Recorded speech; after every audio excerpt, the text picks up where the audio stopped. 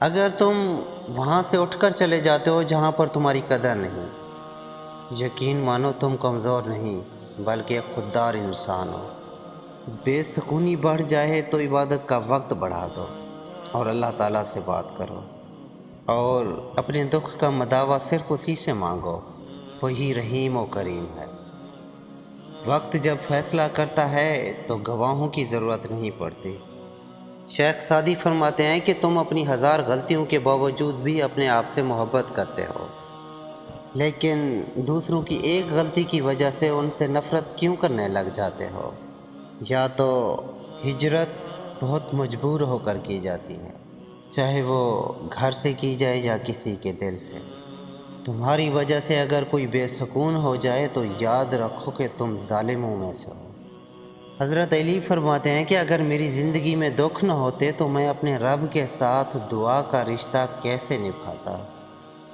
مولا علی علیہ السلام فرماتے ہیں کہ دوستوں کا انتخاب سوچ سمجھ کر کیا کرو، کیونکہ تم اپنے جنازے کی پہلی صف کا انتظام کر رہے ہوتے ہو۔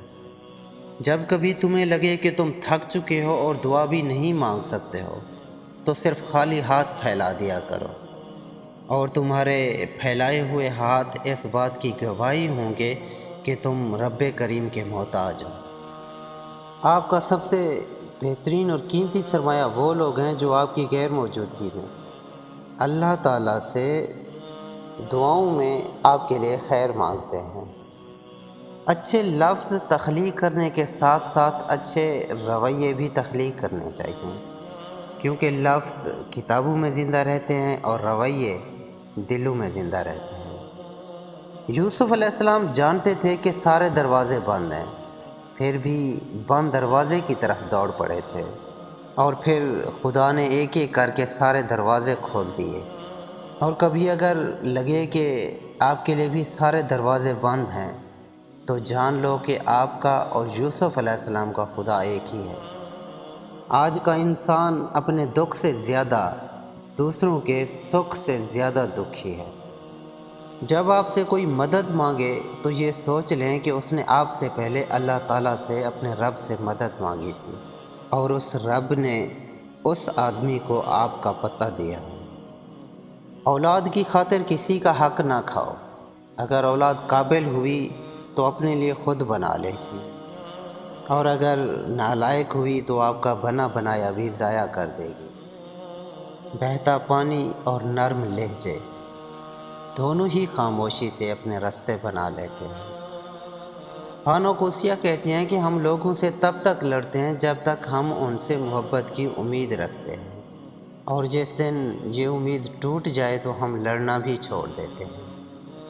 جب آپ کے دروازے پر کوئی مانگنے والا آ جائے تو اس کے جانے کے بعد رو لیا کرو کہ یا اللہ تیرا شکر ہے تو نے مجھے دینے والا بنایا ہے، مانگنے والا نہیں۔ واصف علی واصف فرماتے ہیں کہ نگاہ کا عادل وہ شخص ہے کہ جسے دوسرے کی بیٹی میں اپنی بیٹی نظر آئے۔ اگر تم عورت ہو تو جب باہر نکلو تو تمہارے چہرے پر حجاب اور لہجہ اتنا سخت ہو کہ جیسے تیزاب، اور اگر تم مرد ہو تو تمہاری ہستی کا اتنا رعب تو ہو کہ پاس سے جو کوئی عورت گزرے تو بے خوف ہو۔ اصل میں اندھا وہ نہیں جس کی آنکھوں کی بینائی نہیں، بلکہ اندھا وہ ہے جسے اپنی غلطی نظر نہیں آتی۔ گلہ صرف ایک ہی بار کیا جاتا ہے، اس کے بعد اپنی بات کی اہمیت دیکھی جاتی ہے۔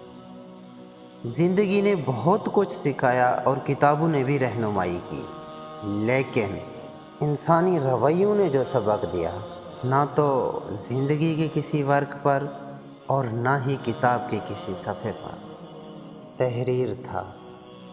ہر بات دل پر لگانا ضروری نہیں، کچھ باتیں نظر انداز کر دینا ہی سکون کی پہلی سیڑھی ہوتی ہے۔ جو لوگ خواہشات کی سواری پر بیٹھ کر طویل مسافتوں کا رخ کرتے ہیں تو وہ راستے میں اکثر اوقات بھٹک جاتے ہیں۔ اس دنیا میں کوئی بھی شخص اتنا اچھا نہیں کہ فرشتہ ہو، اور کوئی بھی شخص اتنا برا نہیں کہ شیطان ہو۔ تو اس لیے درگزر کرنا سیکھیں، محبت کرنا سیکھیں اور معاف کرنا سیکھیں۔